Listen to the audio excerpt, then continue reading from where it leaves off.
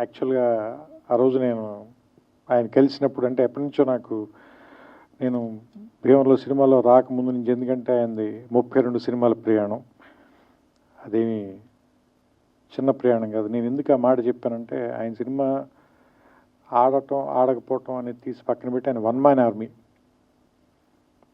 ఆయన దాంట్లో రాజు ఆయనే, సైన్యాధిపతి ఆయనే, సైనికుడు ఆయనే, అన్నీ ఆయనే. సో ఒక్క మనిషి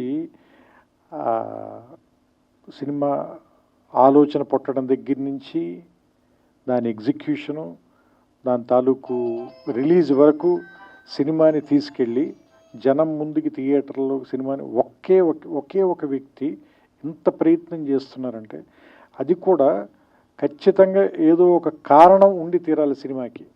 దానికి ఖచ్చితంగా ఏదో ఒక ప్రయోజనం ఉండి తీరాలి. ఒక మాట మనం ఖచ్చితంగా మాట్లాడాలి, ఆ మాట వినపడాలి. అంటే నొక్కబడే గొంతుల గురించి మాట్లాడడానికి ఒక గొంతు ఉంది, ఆ గొంతు అందరికీ వినపడాలి. అది మనకు నచ్చచ్చు, నచ్చకపోవచ్చు, దాంతో మనం ఏకీభవించవచ్చు, ఏకీభవించకపోవచ్చు, కానీ వాళ్ళు మాట్లాడాల్సిన అవసరం ఉంది, అది మనం వినాల్సిన అవసరం కూడా ఉంది.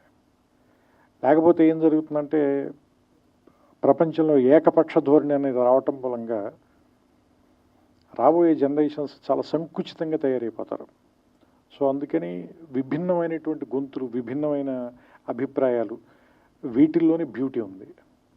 సో అలాంటి ఒక పార్శ్వం, అలాంటి ఒక అందం ఆర్ నారాయణమూర్తి గారి సొంతం. అది ఆయన తాలూకు శైలి, అది ప్రత్యేకం. ఇప్పుడు ఈ సినిమాకి వచ్చినప్పుడు కూడా నేను సినిమా ఎలా ఉంది అని ఒకే ఒక మాటలో చెప్పాలంటే, నేను 2.5 గంటల పాటు వచ్చి ఫస్ట్ కార్డు పడిన వెంటనే 162 నిమిషాలు అనగానే నేను కొంచెం భయపడ్డా. అయ్యో బాబు, 2 గంటల 40 నిమిషాలు ఇప్పుడు కూర్చొని చూడాలా మనం ఈ సినిమా?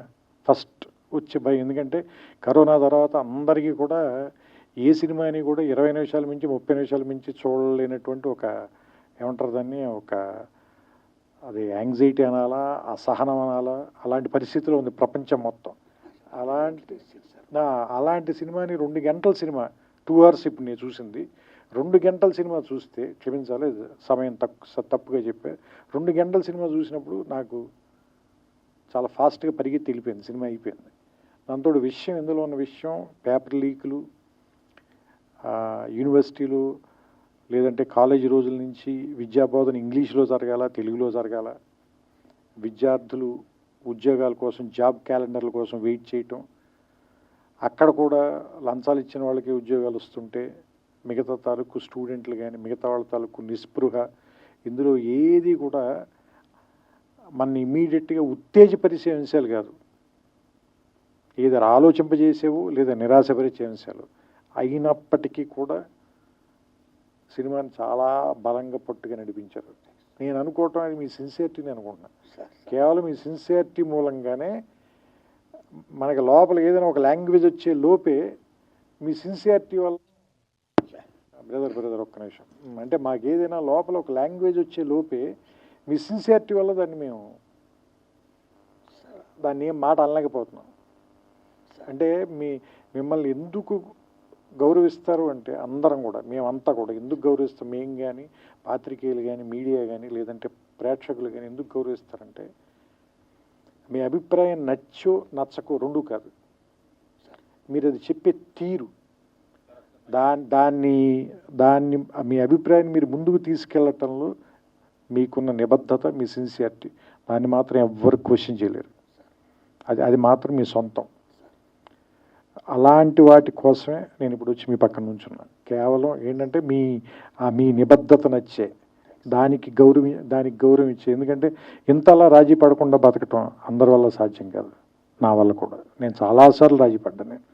సో అందుకని ఏంటంటే, ఇలా రాజీ పడకుండా బతకటం అందరి వల్ల అవ్వదు, కొంత జెలసీ కూడా ఉంది నాకు.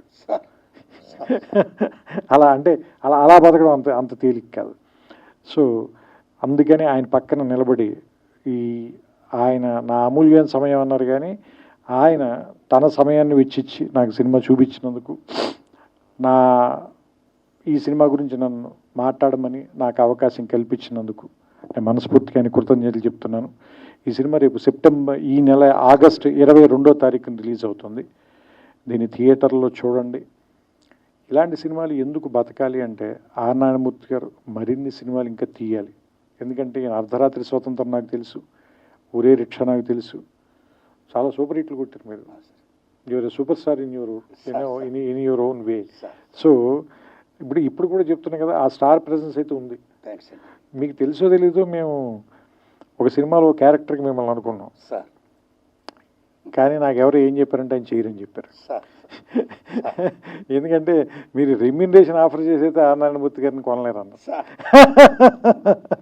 సో అంటే మీరు చెబితే ఎందుకు జనం ఇలాంటి విషయాలు మీరు చెప్తేనే ఎందుకు వింటారు అంటే, మీరు దాని డబ్బుల కోసం సక్సెస్ కోసం చెప్పరు, నిజంగా దాన్ని ప్రజలకు తెలియజేయాలని చెప్తారు కాబట్టి దాన్ని చూడడానికి వస్తారు, దాన్ని గౌరవిస్తారు. ఇప్పుడు నేను కూడా 2 గంటల పాటు నేను ఎందుకు గౌరవించి చూసి ఇక్కడికి వచ్చి మాట్లాడుతున్నానంటే దానికోసమే. సో ఈ సినిమా ఆడాలి.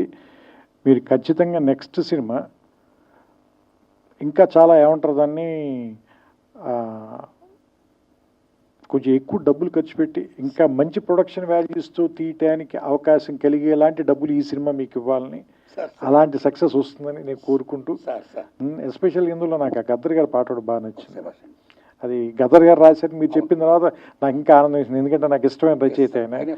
సో ఆయన పాట చాలా బాగుంది ఆ పాట మాత్రం. సో నేను ఆ పాట మీరే పాడారేమో అనుకున్నాను, ఎందుకంటే వాయిస్ విని కొంచెం రాగా ఉంది వాయిస్ అయింది. సో అంటే ఆ పాత రికార్డింగ్ని వాడుకున్నట్టున్నారు మీరు, అందుకని that was a good song తాత ముత్తాతలు ఆ song. And I like the film అండి, నాకు నచ్చింది సినిమా. సో మీ అందరికి కూడా నచ్చుతుందని ఆశిస్తున్నాను. మరోసారి మా కోసం ఇంత రాత్రి సమయం వరకు వెయిట్ చేసిన పాత్రికేయులందరికీ కూడా నా కృతజ్ఞతలు చెప్పుకుంటూ, నాకు అవకాశం ఇచ్చిన నారాయణమూర్తి గారికి మనస్ఫూర్తిగా నా అభినందనలు. అండ్ ఈ సినిమా సక్సెస్ అవ్వాలని నేను ఆకాంక్షిస్తూ ఆయనకి నా శుభాకాంక్షలు తెలియజేస్తున్నాను. అయ్యో మీరు అలా అనకూడదు. Thank you sir, thank you all, thank you.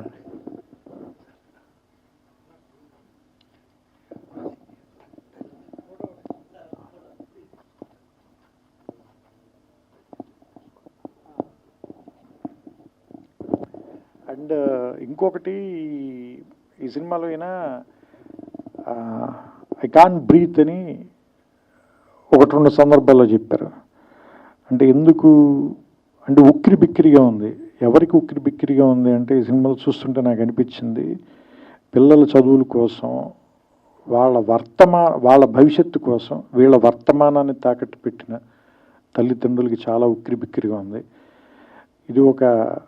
దీని విష సంస్కృతి అనాలా, లేదంటే ఇది మనం దేని వెనకాల పరిగెడుతున్నాం,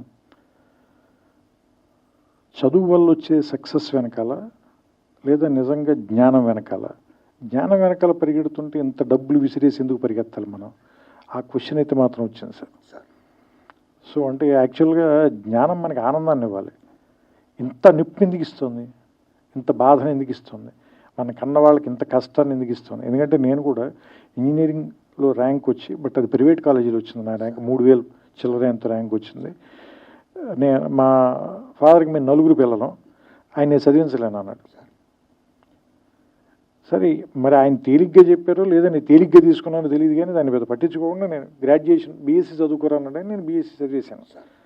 కానీ అంటే ఇప్పుడు వీళ్ళని చూస్తుంటే అప్పుడున్నంత తేలిగ్గా సమాజం ఎందుకు లేదు, ఇప్పుడు మనుషులు కూడా ఎందుకంత తేలిగ్గా ఎందుకు లేరు, ఎందుకంత సుఖంగా లేరు, ఎందుకంత బరువుగా ఉన్నారు అంటే మనం అంత ఒత్తిడి పెట్టేస్తున్నాం పిల్లల మీద. ఇందులో పెట్టారు చూసారా, నువ్వు అన్నం కలుపుకునే టైంలో పుస్తకం చదివితే బెటర్ కదా అని చెప్పి మదరు, ముద్ద తిను, నువ్వు చదువుకో, అన్నం మాత్రం నేను కలిపి పెడతాను, అంత ఒత్తిడి ఎందుకు పెట్టేస్తున్నారు పిల్లల మీద? అంటే వాళ్ళ భవిష్యత్తు గురించి వీళ్ళు ఎందుకు వీళ్ళ వర్తమానాన్ని తాకట్టు పెట్టేస్తున్నారు.